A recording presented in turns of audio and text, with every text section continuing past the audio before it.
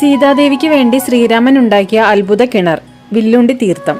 പാമ്പൻ പാലം കഴിഞ്ഞ് വളരെ കുറച്ച് ദൂരം മാത്രമേ ഉള്ളൂ ഈ വില്ലുണ്ടി തീർത്ഥത്തിലേക്ക് എത്താൻ. ശ്രീരാമൻ തന്റെ വില്ലും അമ്പും ഉപയോഗിച്ച് സീതയുടെ ദാഹം ശമിപ്പിക്കാനായി ഒരു ശുദ്ധജല കിണർ നിർമ്മിച്ചു. അതാണ് ഐതിഹ്യം. അതായത് ലങ്കയിൽ നിന്ന് മടങ്ങി വരുമ്പോൾ സീതയ്ക്ക് ദാഹിക്കുകയും അതിനായി ശ്രീരാമൻ കടലിലേക്ക് അമ്പെയ്തു. അങ്ങനെയാണ് ഈ കിണർ ഉണ്ടായത്.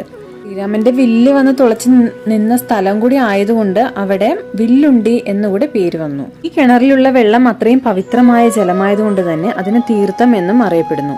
ഇവിടുത്തെ അത്ഭുതം എന്തെന്ന് ചോദിച്ചാൽ, കടലിന്റെ മധ്യഭാഗത്ത് തന്നെ ഈ കിണറായിട്ട് പോലും ഒട്ടും തന്നെ ഉപ്പുരസമില്ല എന്നതാണ്.